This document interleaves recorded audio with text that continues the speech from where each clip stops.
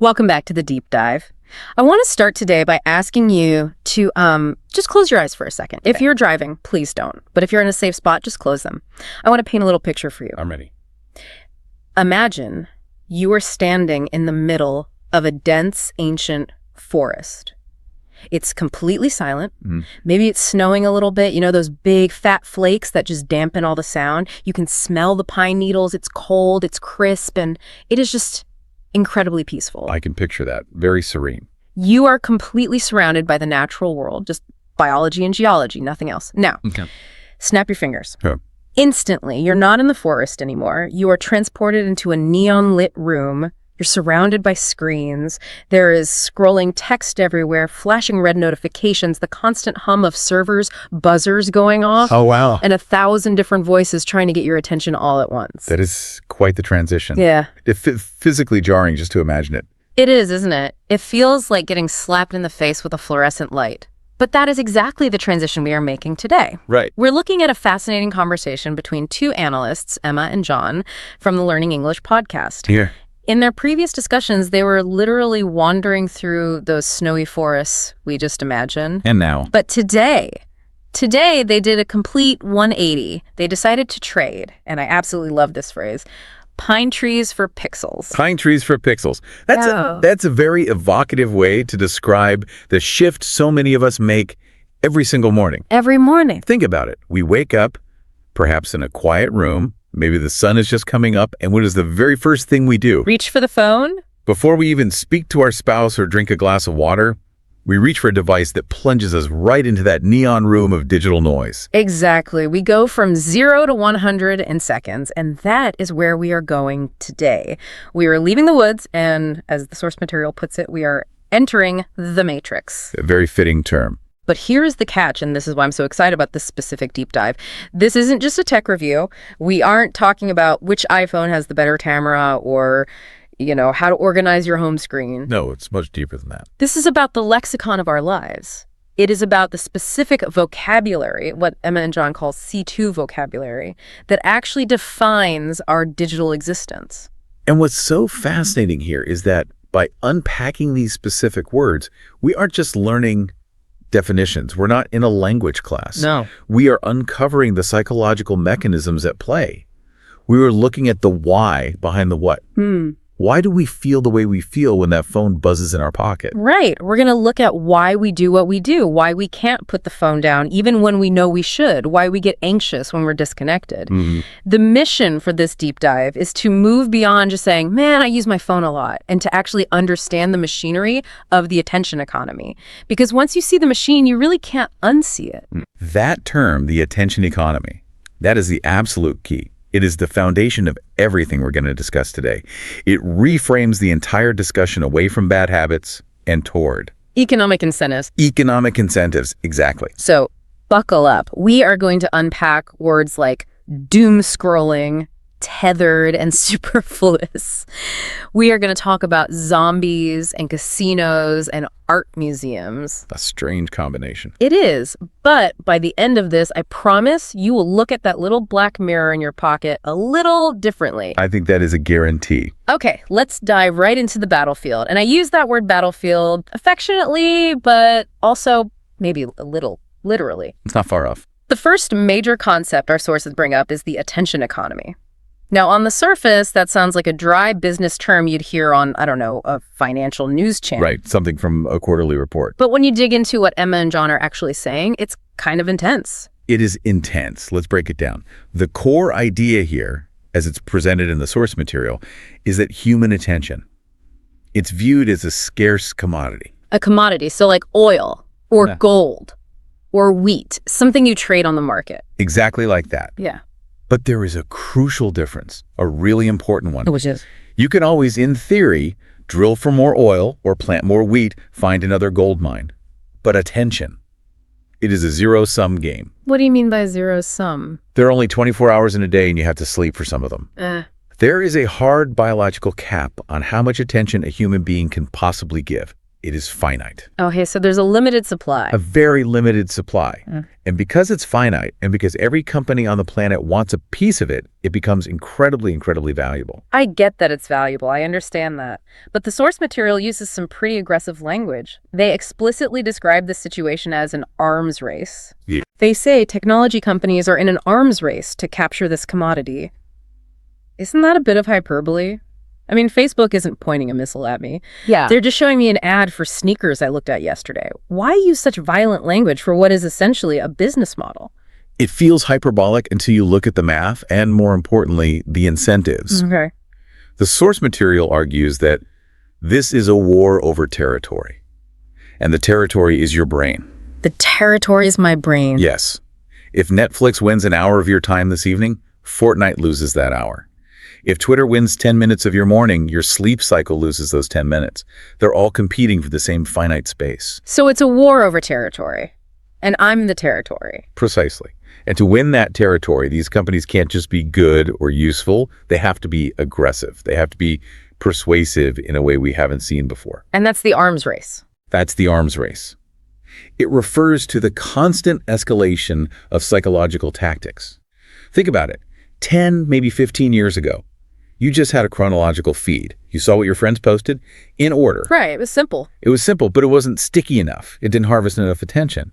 So they invented the algorithm to show you more engaging content. Which isn't always what I want to see, but what it thinks I can't look away from. Exactly. Then they invented the pull to refresh mechanism, which is literally the same mechanic as a slot machine lever.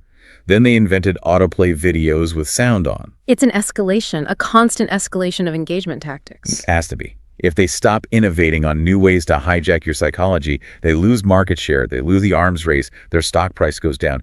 So they are, in a very real sense, weaponizing human psychology against human willpower. And in a fight between a supercomputer powered by 1,000 PhDs in behavioral science and my prefrontal cortex at 11:00 p.m. when I'm tired. The computer's going to win. Almost every time. Man, when you put it that way, weaponizing psychology, it implies we don't really stand a chance. And the source mentions another phrase that really stopped me in my tracks. Harvesting focus. Yes, harvesting. That sounds, well, it sounds dystopian. It completely changes the power dynamic. If I buy a hammer, I use the hammer. The hammer doesn't use me. But if my focus is being harvested, then what are you? Then I'm not the user anymore. I'm the crop. That is a very, very apt analogy. When you look at the business model being described here, the goal is extraction. Right. The source material highlights that this isn't an accident. It's not a bug. It's a deliberate design choice to seize that scarce commodity. They are mining your attention just like a company mines for coal. Wow. And this harvesting, this nonstop mining, is made possible by another key term they discuss: ubiquitous connectivity. Ubiquitous. That's a $5 word. Let's unpack that. It just means existing or being everywhere at the same time, constantly present. So we live in a state where connection is ubiquitous. It's in our pockets, it's on our wrists, it's in our cars, it's in our refrigerators, our doorbells. It's everywhere. And that ubiquity is what sets the stage for the harvest, right? Because if I could only check the internet at a specialized terminal in a library, like in the old days. They couldn't harvest much. Right. I'd be safe at home, I'd be safe in the car, I'd be safe in bed. Exactly.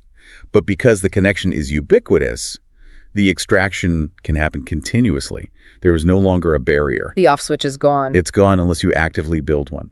The arms race is about removing every single bit of friction between you and the screen so that the harvesting never has to stop.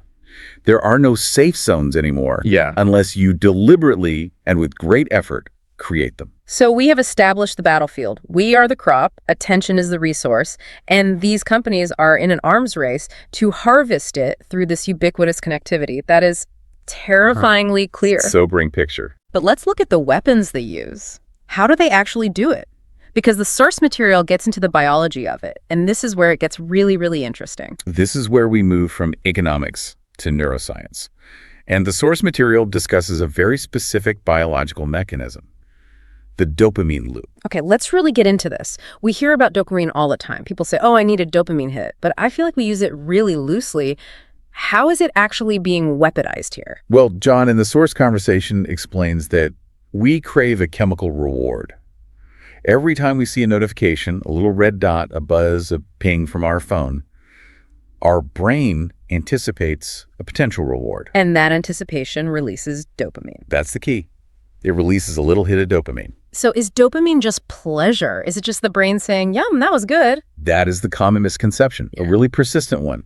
We tend to think dopamine equals pleasure. But scientifically, that's not quite right. Dopamine is about seeking and anticipation. It's not the feeling of eating the chocolate. It's the feeling of looking for the chocolate. It's the itch, not the scratch. That makes so much more sense. It's the drive to do something, not the reward for doing it. Exactly. It's the motivation chemical. And the source material alludes to a concept from behavioral psychology called intermittent reinforcement. This is absolutely crucial to understanding the loop. Intermittent reinforcement. Think about a slot machine in a casino. Okay. If you pulled the lever and won a jackpot every single time, you'd actually get bored pretty quickly. The novelty would wear off. True. And if you pulled it 100 times and never won anything, you'd walk away. You'd say this machine is broken. But if I win sometimes, unpredictably. If the reward is unpredictable, if you win just often enough to keep you hoping, your dopamine goes through the roof. The seeking mechanism goes into overdrive. And that's what my phone does. That is precisely what your phone does. When you check your email, mostly it's junk. It's boring. But sometimes it's good news, an important message. Right. When you scroll Instagram, mostly it's ads or boring photos. But sometimes it's a really funny meme or a message from a crush or a picture that makes you feel connected. And that sometimes is enough to keep me pulling the lever for hours. Precisely. It creates a powerful, self-reinforcing cycle. You get the trigger, which is the notification or just the boredom. You perform the action, checking the phone, and you get the variable reward, the little dopamine hit. And the loop gets stronger every time. Every single time until it becomes automatic.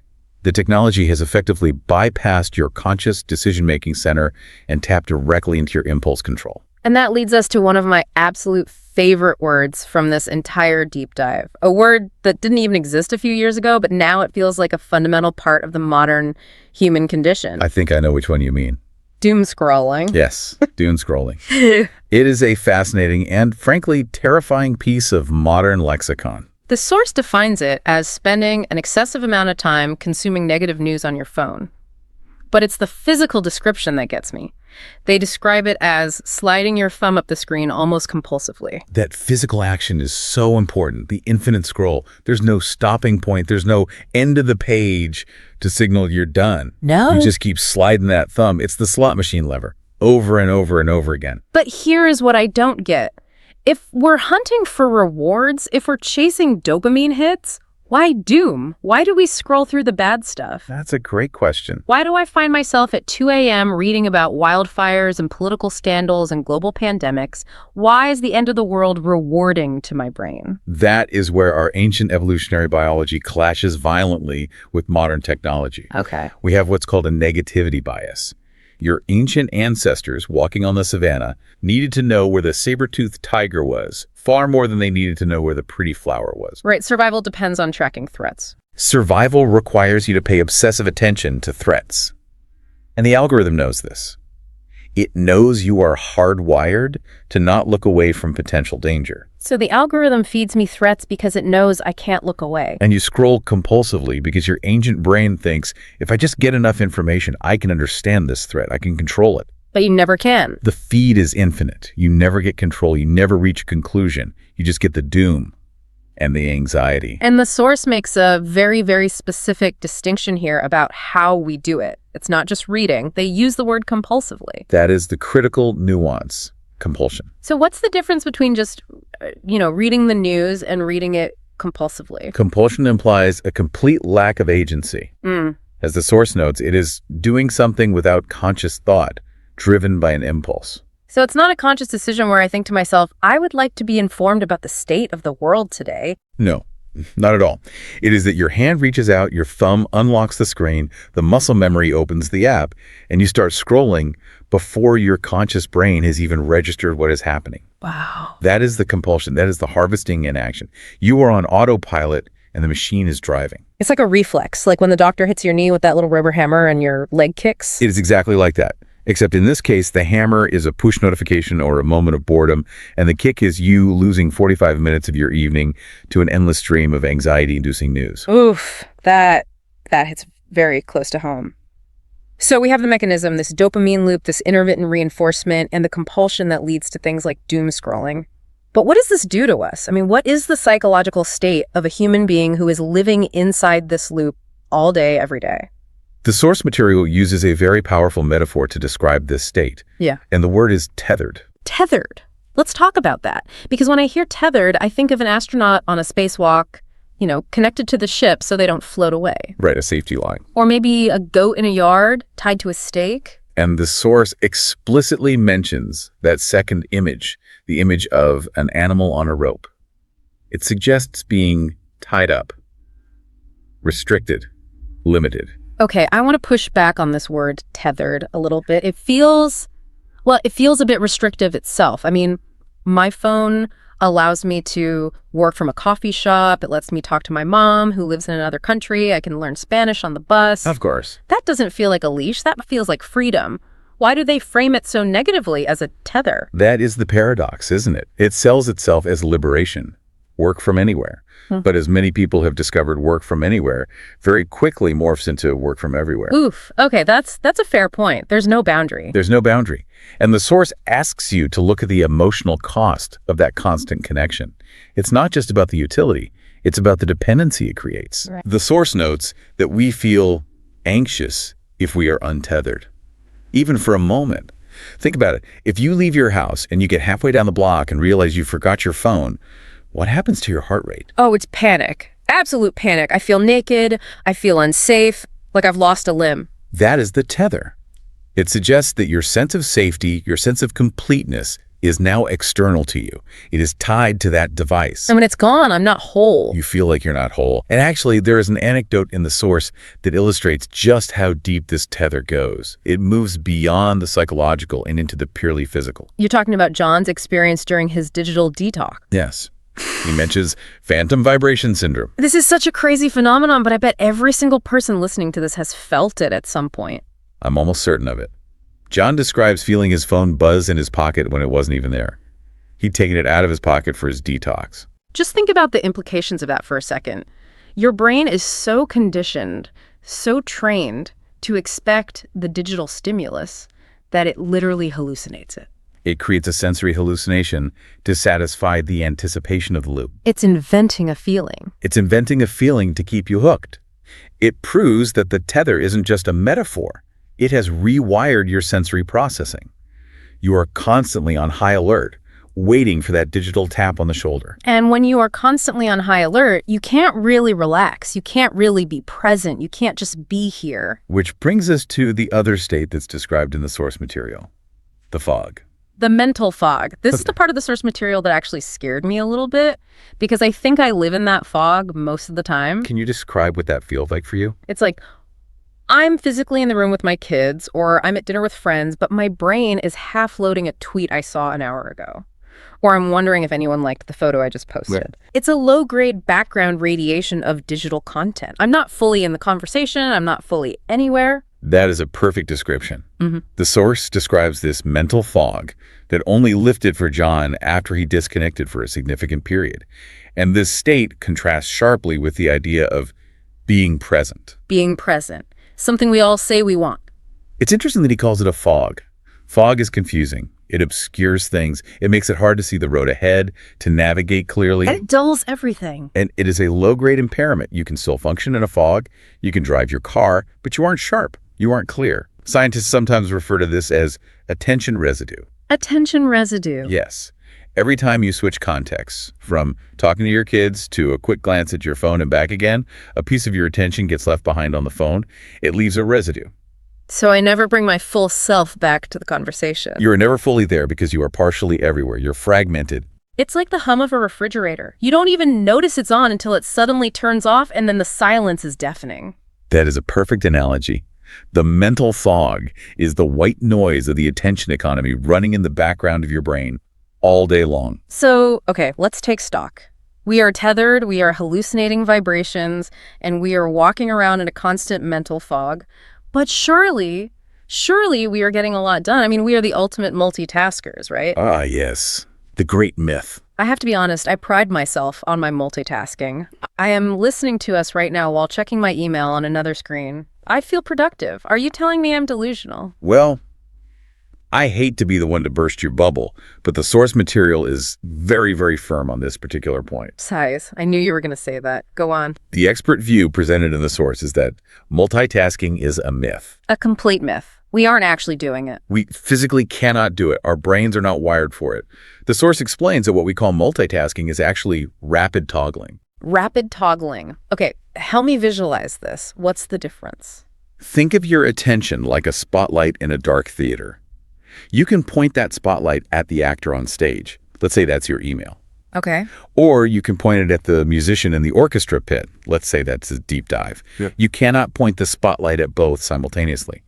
The beam is only wide enough for one thing at a time. So when I think I'm doing both, You are just whipping the spotlight back and forth frantically. Email, podcasts, on, off. And that whipping motion, that has a cost, I'm guessing. A huge cognitive cost. It's called switching cost.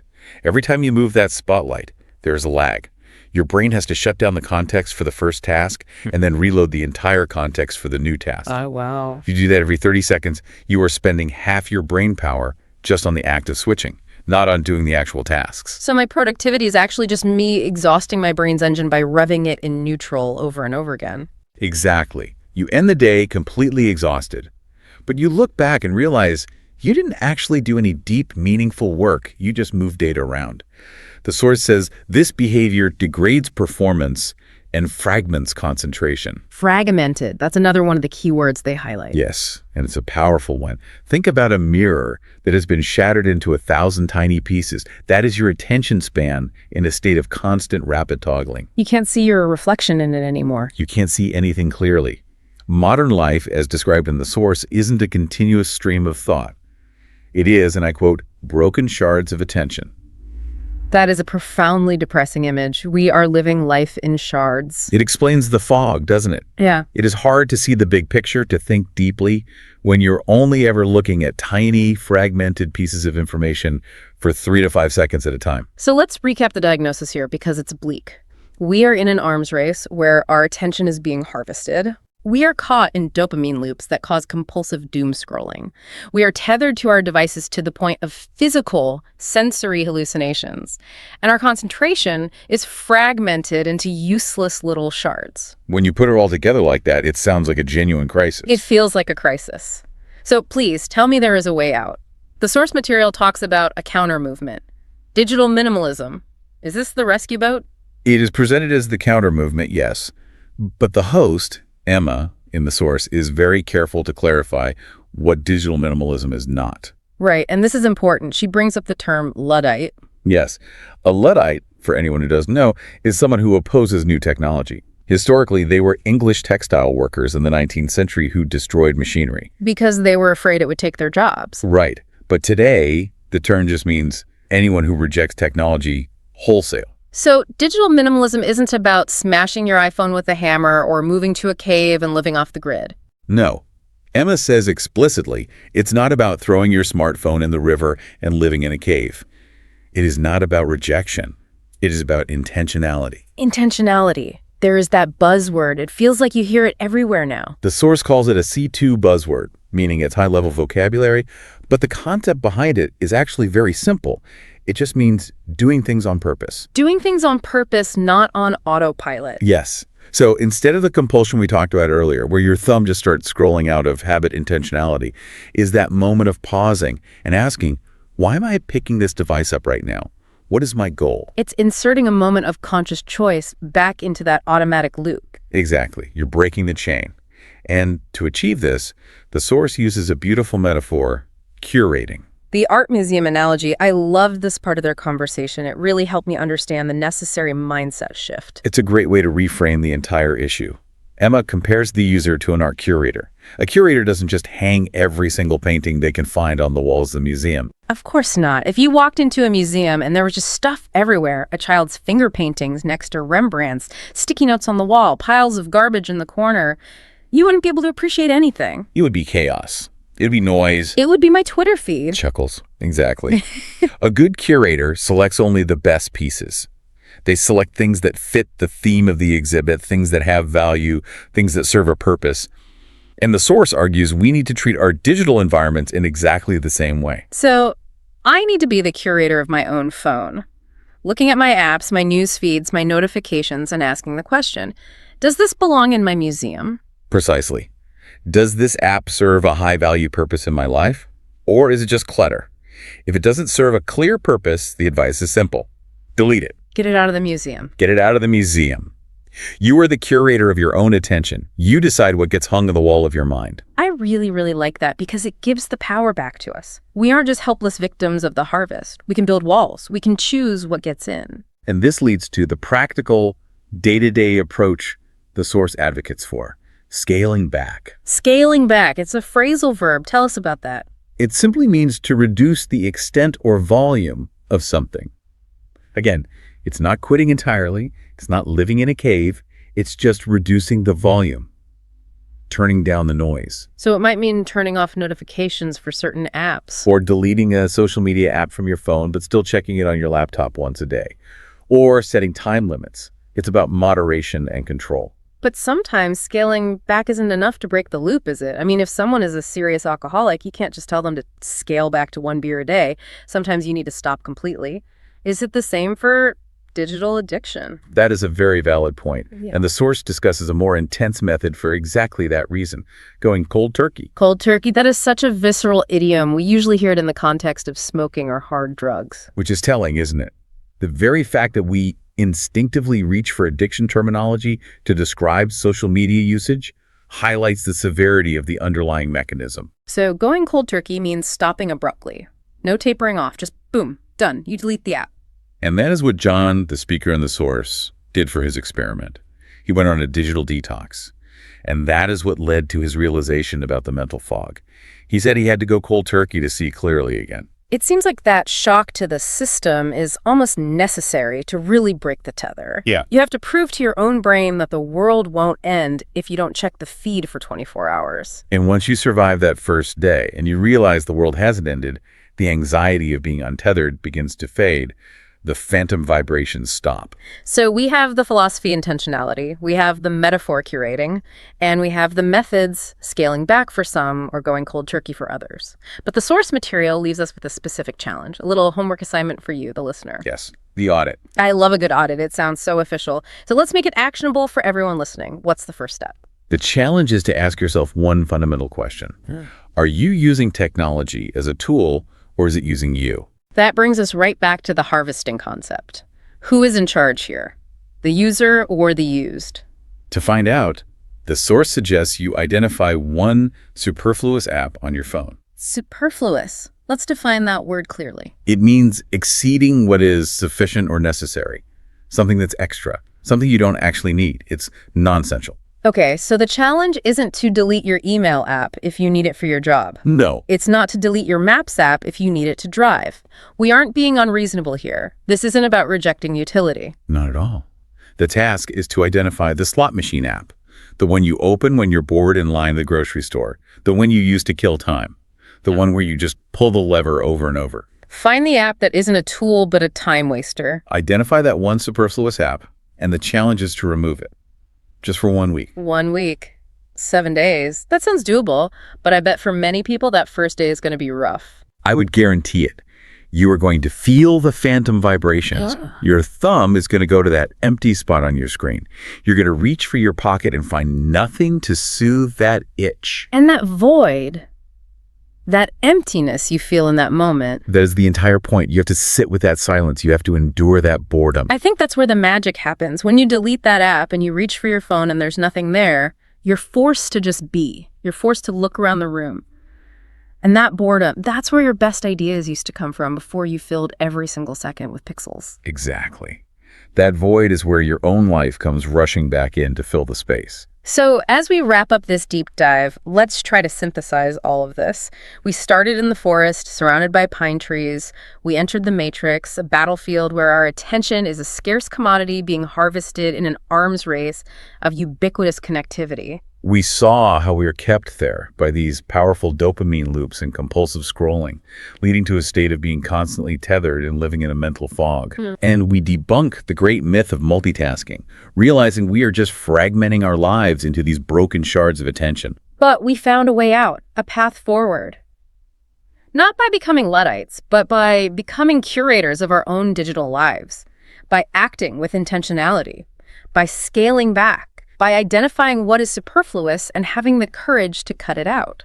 It is a journey from being a crop to be harvested, to being a user again, a person in control of their tools. And that is the final pivot I want to leave everyone with. The source talks about logging off and tuning out the noise. It sounds so simple, but in the attention economy, where trillion-dollar companies are fighting for every second of your consciousness, it is a radical act of rebellion. It really is. Yeah. Reclaiming your own attention is one of the most powerful things you can do in the modern digital age. So here is a provocative thought to take with you today. The source asks you to look at your phone. Do it right now if you can. Look at that black rectangle. Is that a tool you are wielding, like a hammer or a paintbrush? Is it serving your goals? Or is it an entity that is using you? Is it a portal to the world? Or is it a harvesting machine for your time, your focus, your life? It is a question worth asking every single time you unlock that screen. And maybe ask yourself another one. Who am I when the screen is off? That is the terrifying and beautiful question. Good luck with the silence, everyone. Thank you for joining us on this deep dive into the lexicon of our digital lives. We hope you feel a little less tethered and a little more intentional. Indeed. I'm signing off. Don't doom scroll for too long today. Take care. Okay, I want you to picture a scene. And I'm willing to bet, with very high confidence, that you have been in this exact scene within the last week. Probably the last day. Oh, easily. Yeah. You're at a table. It could be that nice Italian place downtown, the one with the checkered tablecloths. Mm-hmm. Or it could just be your own kitchen. Doesn't matter where. No, the location is irrelevant. You're with people you genuinely like. You love them, your friends, your partner, your family. The food is out. The lighting is good. It is, by all objective measures, a good time. Everything is set up perfectly. The conditions for connection are all there. Right. But then it happens. A gap. A lull in the conversation. The pause. Yeah, the pause. Yeah. Maybe the waiter comes and drops off the check, or someone gets up to use the restroom, or there's just silence, 7 seconds of pure, unadulterated silence. And what happens? Instinctively. It's not even a conscious thought. It's pure muscle memory. It is. The hand twitch. The hand twitch, it goes to the pocket. Or maybe the phone is already out. Oh, it's already on the table, face down, like a little black mirror. A loaded gun, yeah. And you flip it. You flip it. The screen lights up with that, that specific cool blue glow. And just like that, you're not at the dinner table anymore. You're gone. You've been teleported. You're in your inbox. Yeah. You're on X. You're checking the forecast for a vacation you're not taking for 3 months. It doesn't even matter what it is. And of course, the person across from you, they see you do it. And it gives them permission. So they do the exact same thing. It's a chain reaction, a total domino effect. It's contagious. It really is. It is. It's like a yawn. One person pulls out their phone, and suddenly the whole table is silently, individually scrolling. And that scene, that tiny little moment, that's what we're going to unpack today. Because we have this incredible stack of research here. Sociology, tech ethics, neuroscience. And it all suggests that this moment, this throwaway moment at dinner, is actually ground zero for a much, much bigger problem. It really is. And I don't think problem is too strong. The word one of the sources uses is crisis. And at first that sounds like an exaggeration. But when you dig in, it starts to feel pretty accurate. The common thread they all pull on is this idea of the digital divide. Right. Now, I have to stop you there. Because when I hear digital divide, my brain immediately goes back to 2005. Sure. Access. Yeah, access. It was all about infrastructure. Who has broadband? Who has dial-up? The gap between, urban centers and rural communities. Yeah. That's not what we're talking about here, is it? Not at all. That's the old divide. That was an economic and geographic divide. Well, The sources we're looking at today have completely reframed the term, the new digital divide. It's internal. internal. It's a fracture inside your own head. It's not about whether you can get on the internet. It's about the chasm between your physical presence, your body sitting in that chair, eating that pasta, and your mental attention. Which is where? Scattered. It's fractured into 1,000 little pixels. It's anywhere but the room you're in. Physically present, but mentally absent. That's the perfect summary. It's the divide between where you are and where you think you are. And our mission today is to really get into the gears of this. We're not just going to sit here and say, phones are bad. Well, that's so boring. And it's hypocritical. I checked my email about 5 times on the way into the studio today. Only 5. I think I'm at double digits. But that's the point, isn't it? We all do it. This isn't about becoming a Luddite and, throwing your phone into a river. No, we're not suggesting that. No. Instead, we're going to look at the vocabulary. We're going to equip you with the language to understand this divide, and we're going to break it down into 3 specific areas. Okay. First, the social. That's the etiquette piece. Why that moment at dinner feels so gross, for lack of a better word. Right. Second, the psychological. How does this internal fracture change how we feel about ourselves? And finally, the intellectual. How it actually degrades our ability to think clearly. I have to say, looking through the sources for this week, the vocabulary is just, it's fantastic. It's so specific. It's like having diagnostic tools. These aren't just buzzwords. They're scalpels. They let you dissect the experience. And the first one we need to pick up goes right back to that dinner table. It's all about that social cost. Okay, let's do it. So the word is fubbing. Fubbing. P-H-U-B-B-I-N-G. I gotta be honest, when I first heard this word, maybe 5 or 6 years ago, I hated it. It sounds so silly. It does. It has a slightly ridiculous quality. It sounds like something a morning show host would say, well, like laughing at a video of a cat falling off a couch. Oh, Gerald, stop fubbing me. It just feels trivial. Yeah, it has a bit of a Dr. Seuss vibe to it. The fubbers were fubbing all over the town. Exactly. But when you peel back the layers of that silly-sounding word, the actual definition is, well, it's pretty savage. It really is. So linguistically, it's a portmanteau. A blend of 2 words. Right. It's a mashup of phone and snubbing. Okay, so phone, that's the easy part. That's the device, the hardware. But let's just park for a minute on the word snub. It's a heavy word. It is a heavy word. I feel like we don't use it enough anymore. It sounds like something out of a Jane Austen novel. Yeah. He was snubbed at the cotillion.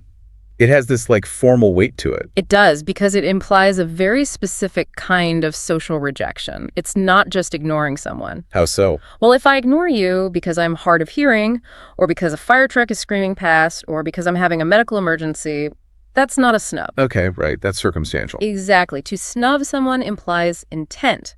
But it's more than that. The source material is very clear on this. It implies disdain. Disdain. Now, that is a sharp, pointy word. It's a word about hierarchy. It comes from the Latin for to deem unworthy.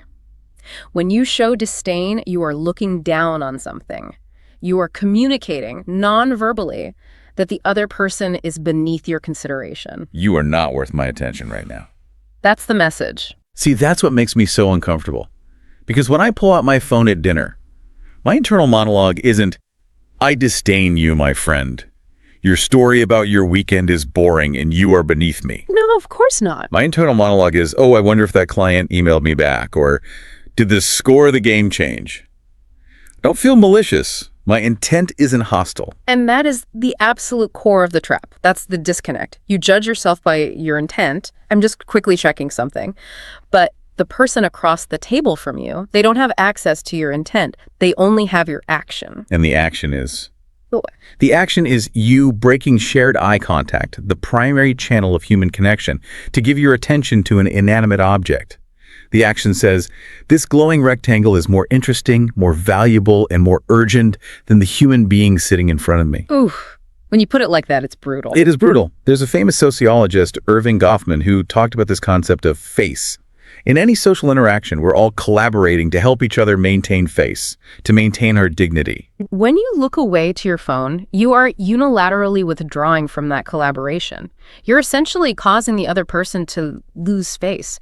You are dismantling the shared reality you were supposed to be building together. You're popping the bubble. You're basically saying, this reality we're in right now, the one with the pizza and the conversation, that's the secondary reality.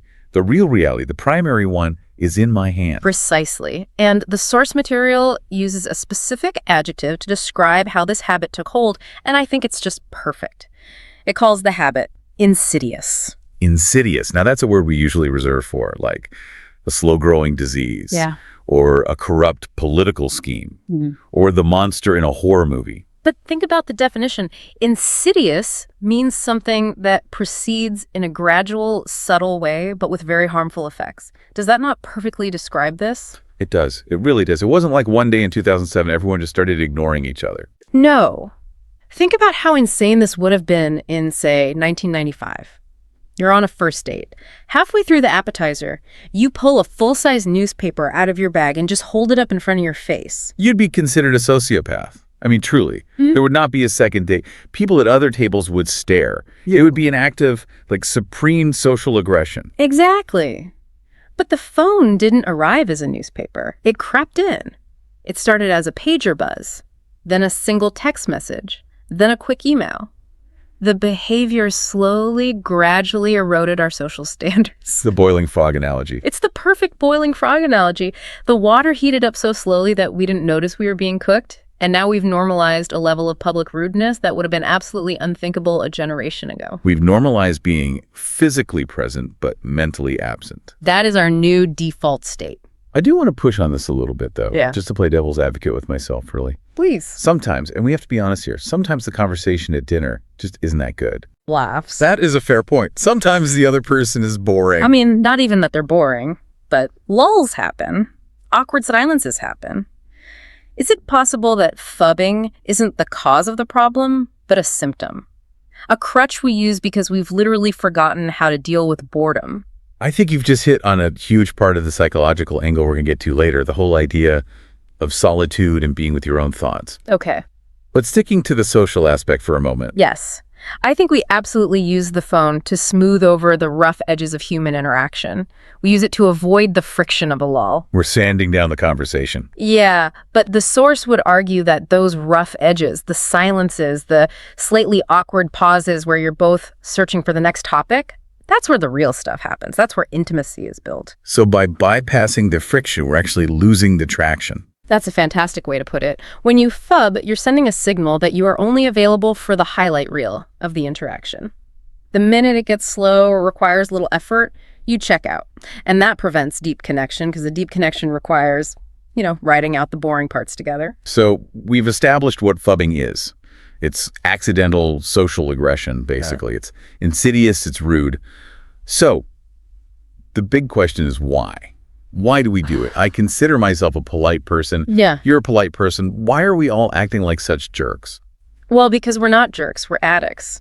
And that brings us to the second major section of our deep dive today, the emotional drivers. The anxiety. The anxiety. And again, the source material doesn't pull any punches here. The word it uses to describe this feeling isn't worry or concern, it's terror. Terror, okay, come on. Terror feels like a bit much. Terror is being chased by a bear. Terror is a home invasion. It's not missing a tweet about a celebrity getting a new haircut. That feels like hyperbole.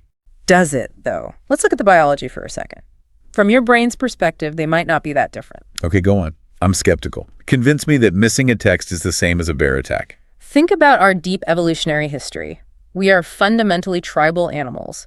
For 99% of human history, information was survival. Right. 50,000 years ago, on the savannah, if you didn't know that the alpha male was in a bad mood, or that a new food source had been discovered, or that the tribe was getting ready to migrate, you died. You were left behind. So being out of the loop was a literal death sentence. It was the ultimate threat. Social exclusion, being cast out from the tribe, triggers the exact same neural pathways in the brain as physical pain. It's a 5-alarm fire for your amygdala. So we have this deep primal panic button in our brains that gets pushed whenever we feel like we're disconnected from the group. Exactly. The problem is, the group used to be maybe 50 or 100 people that you could see and hear. Now, the group is the entire internet, all 8 billion people. And the internet's tribe never goes to sleep. Never. So that primal panic button is being pushed constantly, 24/7.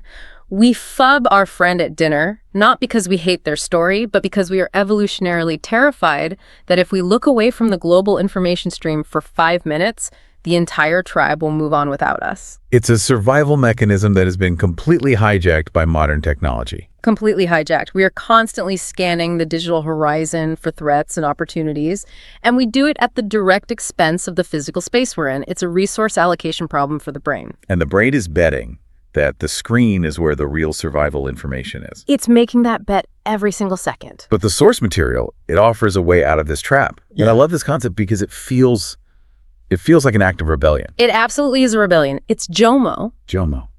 The joy of missing out. The antidote to FOMO.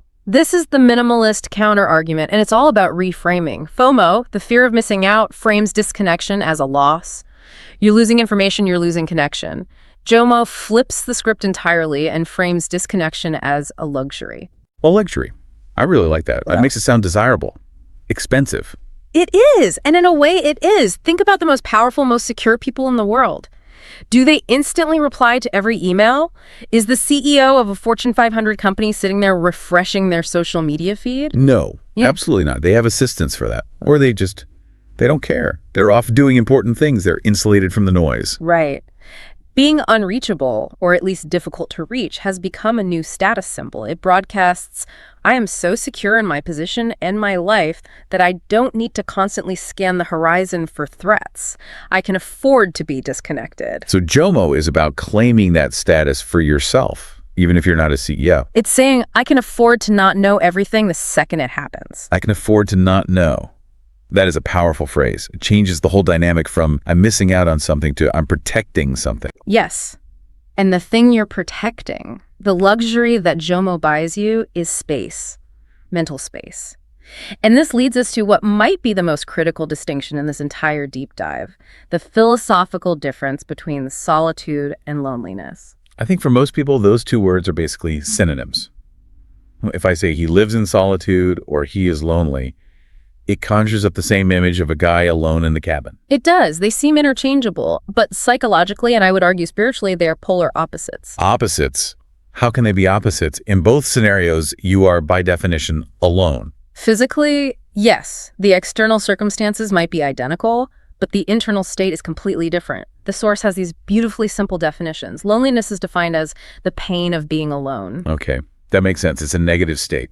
A deficit. Exactly. It's a hunger. It's a craving for connection that you don't have. It's the feeling of being involuntarily isolated. Got it. So what's solitude? Solitude is the glory of being alone. The glory of being alone. That sounds so majestic, almost biblical. It is a fundamentally constructive and positive state. Solitude is the space where you can hear yourself think. It's where you process your experiences, consolidate your memories, and figure out who you are. So it's not about a lack of other people, it's about the presence of yourself. That's a perfect way to phrase it. And there's actually some cool neuroscience behind this. Have you ever heard of the default mode network? Vaguely. Yeah. Isn't that like the brain's screensaver, the daydreaming network? That's a great analogy for it. It's a specific network of brain regions that, fascinatingly, only activates when you are not focused on a specific external task. So, yeah. When I'm just staring at a window or folding laundry or taking a long shower. Precisely. And that explains why we get our best ideas in the shower. It's because for the first time all day, your brain has permission to stop taking in new external input. And it can start processing its internal database. Yes. It starts making connections between disparate ideas.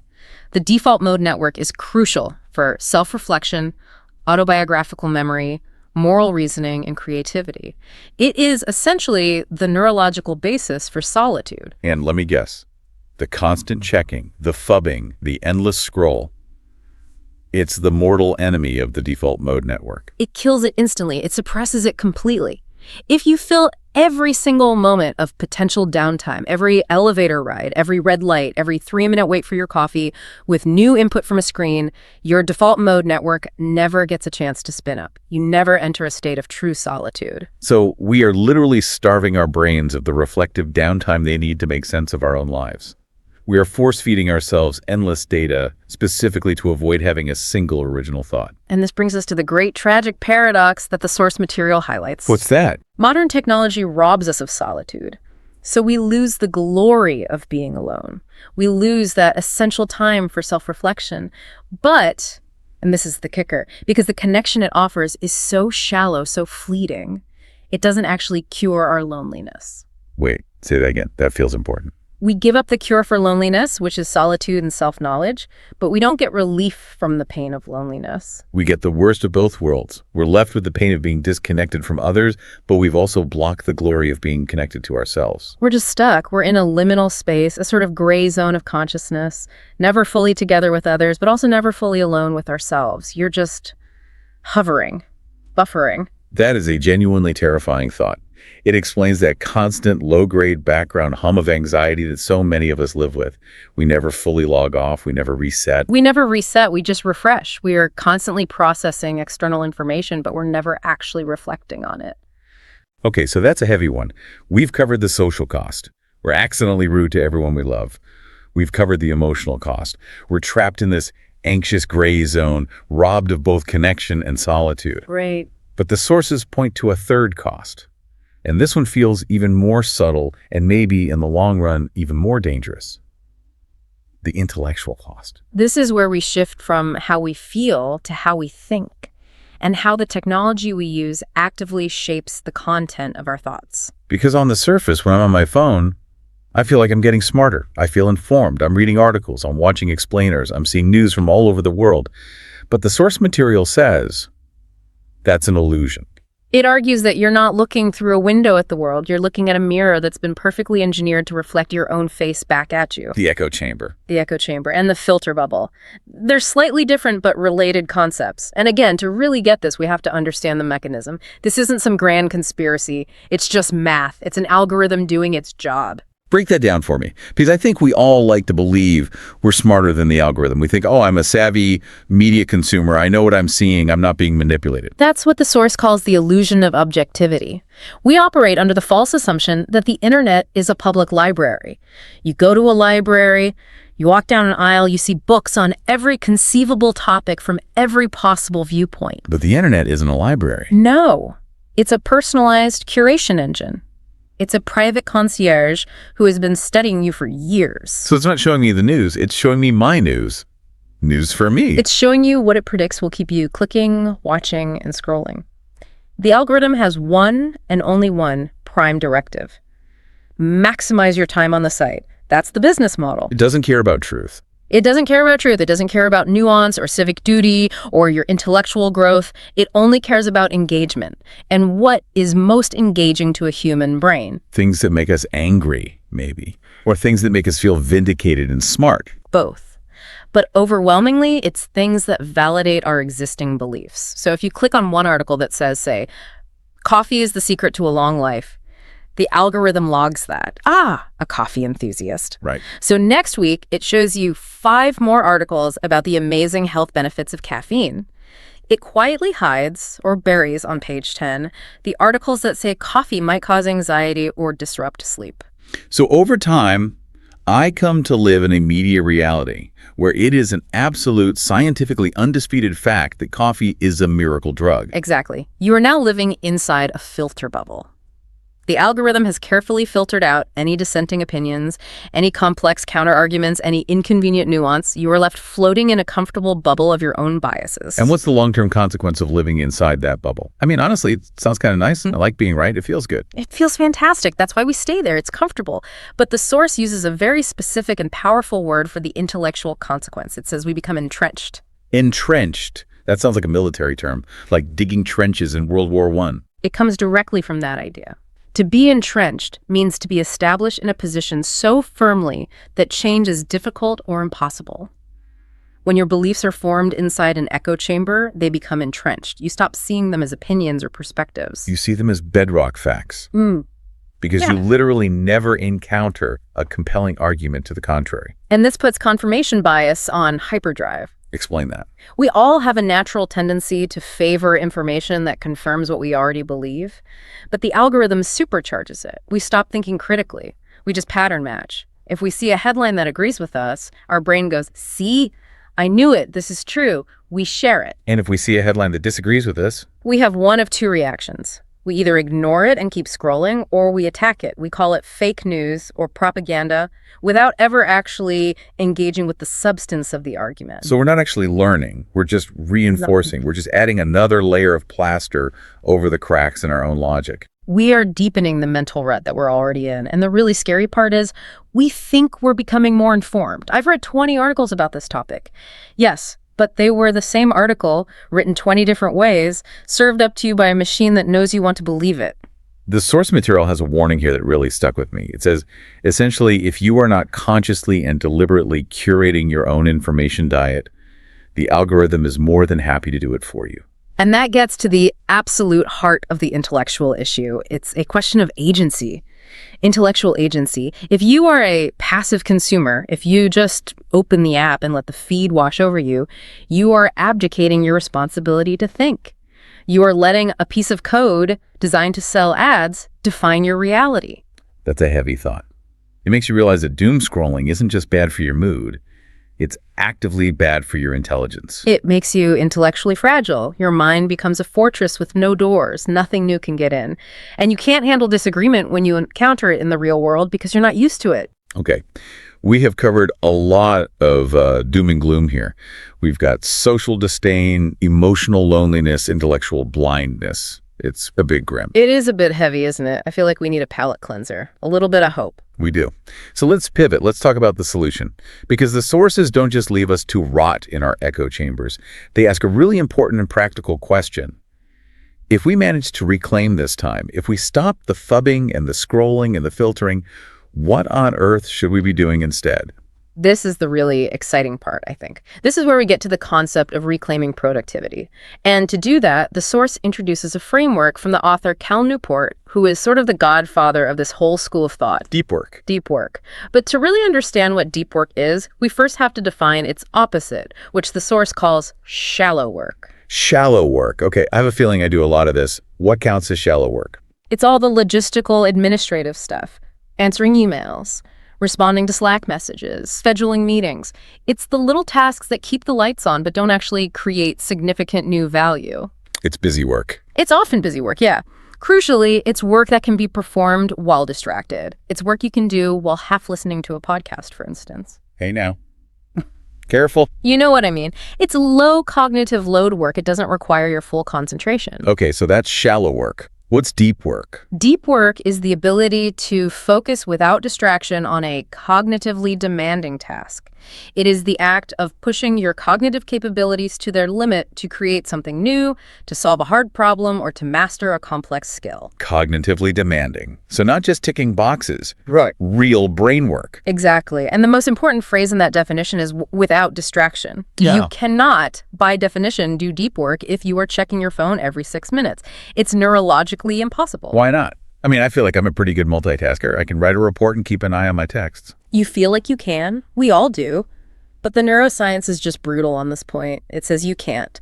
There's a concept called attention residue. Residue, like gunk, slime. Kind of. It's a great metaphor. Yeah. When you switch from a primary task, like writing, to a secondary task, like checking a quick text, your attention doesn't switch cleanly and instantly. A part of it gets left behind. A part of your cognitive bandwidth remains stuck on the previous task.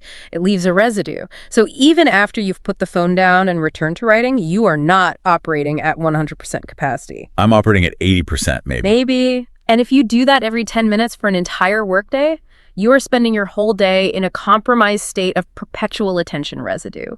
You are, quite literally, making yourself dumber in real time. The source talks about this almost magical state of mind that's associated with deep work.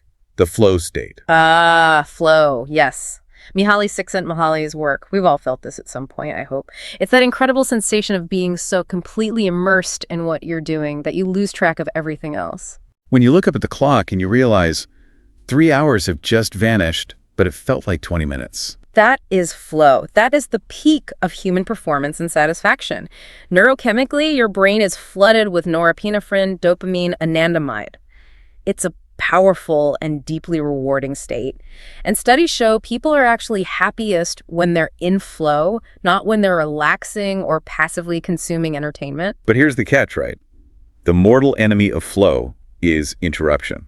It's impossible to achieve flow if you're being interrupted. Even a single notification, a single buzz in your pocket can be enough to shatter the whole thing. And it takes time to get into that state, doesn't it? You can't just snap your fingers and be in flow. Not at all. The research suggests it can take 15, even 20 minutes of sustained, uninterrupted concentration to reach a state of deep focus. So if you're being interrupted by an email or a notification every 6 to 10 minutes, which is the average for an office worker, you do the math, you never get there. You are mathematically incapable of ever reaching flow. You spend your entire life treading water in the cognitive shallows. You never get out to the deep end where the real treasure, the real insight is found. There was a specific linguistic choice in the source that I wanted to point out here because it was so subtle but so effective. Okay. The text said, "Rarely do we stop to consider how much intellectual potential is lost to distraction." Not we rarely stop to consider, but rarely do we stop. Yes. That's a beautiful example of syntactic inversion. Inversion. Why do that? Why flip the sentence structure like that? It's a rhetorical device used for emphasis. By putting the negative adverb rarely at the very start of the sentence, you give it more weight. It forces the reader to pause and absorb the gravity of that word before they even know what the rest of the sentence is about. It makes it sound more poetic, more tragic somehow. It does. It turns a simple observation into a lament. It underlines the scarcity and the tragedy of what's being lost. We are losing something massive, our collective capacity for genius, for invention, for art, and we rarely even notice. Because we're too busy looking at the screen.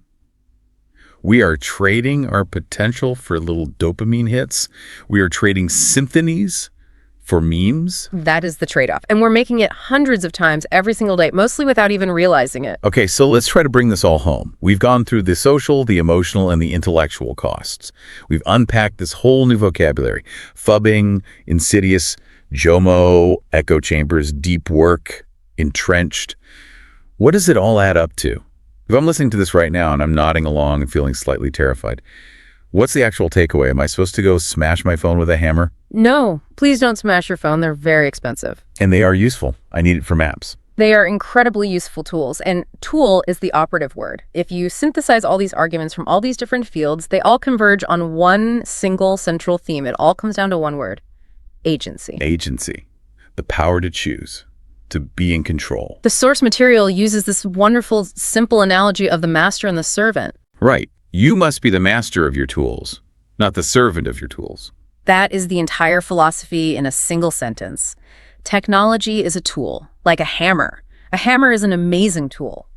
But if you just walked around all day mindlessly hitting things with a hammer simply because it was in your hand, you wouldn't be the master of the hammer. You'd be the servant of the hammer. You'd be a maniac. And right now, most of us are servants to the phone.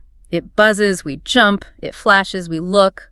We are Pavlov's dogs, trained to respond to a digital bell. We're totally reactive. Exactly. We are living passively. The algorithm feeds us, we eat. The notification pings, we react. The goal of this entire deep dive and the goal of digital minimalism as a philosophy is to flip that dynamic. To move from being reactive to being intentional. To live deliberately. To live deliberately, to decide on your values and your goals first, and then to ask, how can this powerful tool support those goals? If your goal is to connect deeply with a friend, use the phone to call them and arrange a dinner. Then, when you are at the dinner, put the tool away. If your goal is to learn a new skill, use the internet to find the best books or courses on that topic. Then turn off the internet and do the deep work of actually learning. Exactly. Use the tool as a launching pad, not as a destination. Don't live inside the tool. It's really about taking back control. It's about noticing that twitch in your hand before it reaches your pocket and consciously deciding not to do it. It is. It's about recognizing that insidious pull for what it is and choosing to resist it, choosing what you value more in that moment. Well, looking back at our whole repertoire of vocabulary for the day, I feel like I have a much better toolkit now for even talking about this, let alone doing something about it. I know I'm going to think twice before I fub someone at dinner tonight. I hope so. We have insidious, that gradual creep. We have fubbing, the social cost. Entrenched, the intellectual danger. And echo chamber, the environment we have to consciously break out of. And hopefully for everyone listening, we helped you achieve at least a little bit of that deep work focus over the last hour or so. I really hope so.